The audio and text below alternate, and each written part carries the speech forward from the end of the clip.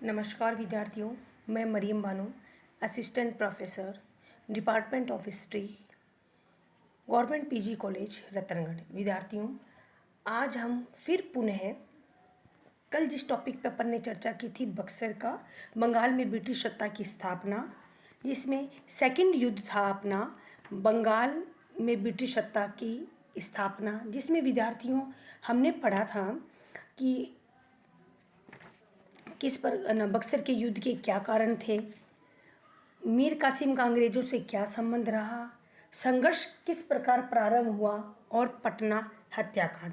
इन topic पर हमने कल विस्तृत चर्चा की थी। विद्यार्थियों, आज अपने इस बक्सर के युद्ध में मात्र 2 टॉपिक बचे हैं। नंबर 1, बक्सर के युद्ध किस प्रकार बक्सर के मैदान में लड़ा गया और इसके क्या रिजल्ट निकले और भारतीय राजनीति पर इसका क्या प्रभाव रहा। विद्यार्थियों, हम इस पर ये 2 छोटे छोटे टॉपिक है, इन पर डिस्कशन करके आज अपने इस टॉपिक को कंप्लीट करते हैं। ध्यान दीजिए स्टूडेंट्स, बक्सर का युद्ध यानी कि पटना हत्याकांड तक हमने पढ़ लिया था। अब पटना हत्याकांड के बाद में क्या घटना घटित होती है उस पर ध्यान दीजिए स्टूडेंट्स। बक्सर का युद्ध, पटना से भागकर मीर कासिम अवध के नवाब सिराजुद्दौला के पास पहुंचा। उस समय मुगल सम्राट शाह आलम भी वहीं था। मीर कासिम ने इन दोनों से सहायता की मांग की। मीर कासिम ने बुंदेलखंड के विरोधियों को दबाया। उसने नवाब वजीर को सैनिक खर्च देने का वादा किया। वह मीर कासिम का साथ देने को तैयार भी हो गया। तीनों की सम्मिलित सेना, स्टूडेंट तीनों कौन हुए? नंबर 1 पे अवध का नवाब सिराजुद्दौला, नंबर 2 पे मुगल बादशाह शाह आलम और थर्ड पे है बंगाल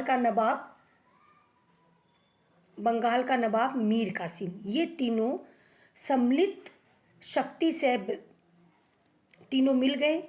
अब इन सम्मिलित शक्ति से अंग्रेज थोड़ा से भयभीत हुए। अंग्रेजों ने अवध के नवाब को अपने पक्ष में मिलाने की कोशिश की, लेकिन उनका यह प्रयास पूर्णतः असफल रहा। अब तीनों की सम्मिलित सेना बिहार की तरफ बढ़ी। 23 अक्टूबर 1764 ईस्वी को बक्सर के पास युद्ध हुआ। मेजर हंटर मुनरो के नेतृत्व में अंग्रेज वीरतापूर्वक लड़े। सम्मिलित सेना की संख्या ज़्यादा थी, परंतु वह छोटी सी अंग्रेजी सेना के सामने टिक न सकी। मुगल सम्राट ने भी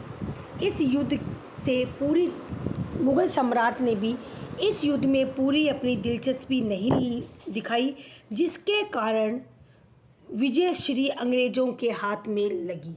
मीर कासिम युद्ध स्थल से भाग खड़ा हुआ। उसकी स्थिति अत्यंत ही दयनीय हो गई। दुमक्कड़ जीवन व्यतीत करते हुए दिल्ली के निकट 1777 ईस्वी में उसकी मृत्यु हो गई। मुगल सम्राट ने अंग्रेजों से समझौता कर लिया। नवाब सिराजुद्दौला कुछ दिनों तक अंग्रेजों का विरोध करता रहा, परंतु कारा के युद्ध में पराजित होने के पश्चात मई 1765 ईस्वी में उसने अंग्रेजों के समक्ष अपने आप को सरेंडर मीन्स घुटने टेक दिए। ये अपना विद्यार्थियों बक्सर का युद्ध कंप्लीट हुआ। ठीक है, अब बक्सर के युद्ध के क्या परिणाम निकले, नेक्स्ट टॉपिक अपन इस पर डिस्कशन करते हैं। इस युद्ध के परिणाम अत्यंत ही महत्वपूर्ण तथा स्थायी सिद्ध हुए। बक्सर के युद्ध ने पलासी के निर्णयों पर पक्की मोहर लगा दी। बक्सर के युद्ध के परिणाम निम्नलिखित हैं, जिनमें से इम्पोर्टेंट कुछ इस प्रकार है।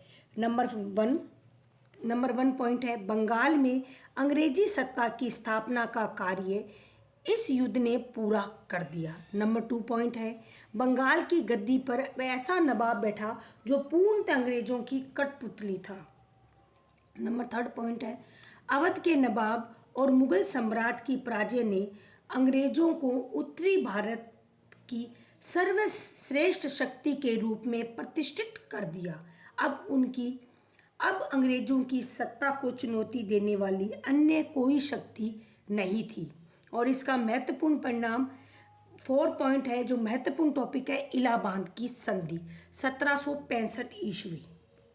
इसकी शर्तों के अनुसार सिराजुद्दौला ने शाह आलम को इलाहाबाद तथा कारा के जिले दिए तथा हर्जाने के रूप में 50 लाख रुपए कंपनी को देना स्वीकार किया। साथ ही अंग्रेजी सेना का खर्च देने को भी तैयार हो गया। शाह आलम ने इन जिलों के बदले बंगाल, बिहार, उड़ीसा की दीवानी कंपनी को पूर्णतः सौंप दी।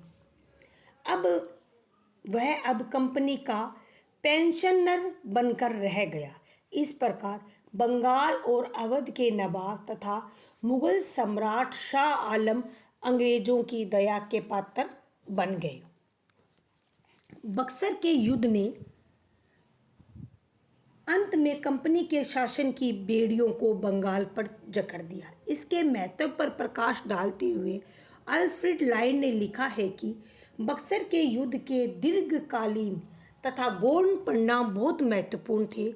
अंग्रेजों की विजय के कारण मुगल सम्राट अंग्रेजों से मिल गया, वजीर भयभीत हो गया। कंपनी की सेनाएं गंगा पार बनारस तथा इलाहाबाद तक पहुंच गई।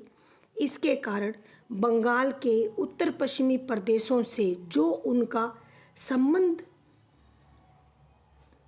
हुआ, उससे पहली बार एक नवीन, उन्नत व प्रभुत्व में संबंध वे स्थापित कर सके।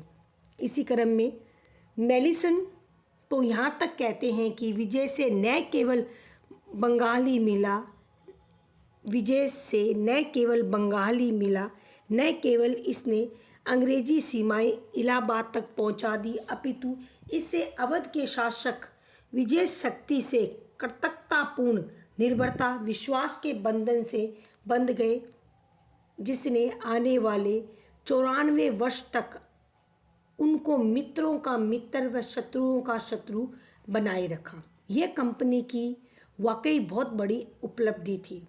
इतिहासकार ताराचंद के शब्दों में फलासी ने सत्ता का हस्तांतरण किया, परंतु 1764 ईस्वी में बक्सर के युद्ध ने अधिकारों का सर्जन किया।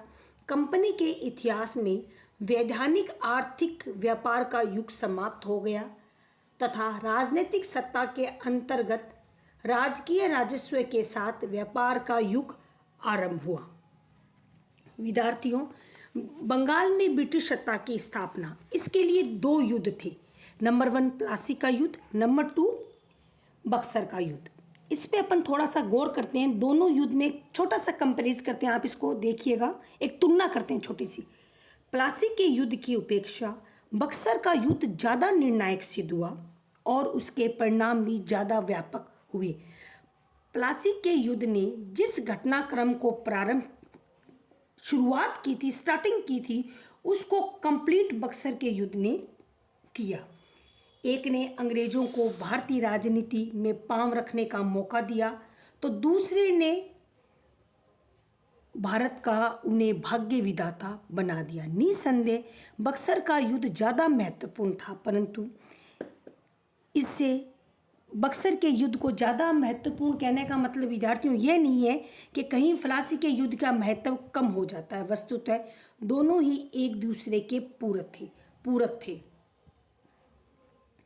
अगर दोनों युद्धों में एक भी अंग्रेजों के विपक्ष में युद्ध गया होता तो आज भारतीय इतिहास का रूप कुछ और ही होता। थैंक यू विद्यार्थियों। कल हम जिस टॉपिक पे चर्चा करेंगे वो है 1764 तक तो अपन ने युद्ध देख लिया बक्सर का। अब 64 से लेकर 72 के बीच में क्लाइव या अन्य गवर्नर के देखने में किस प्रकार बंगाल में शासन व्यवस्था रही, उस पर अपन चर्चा करेंगे। Thank you.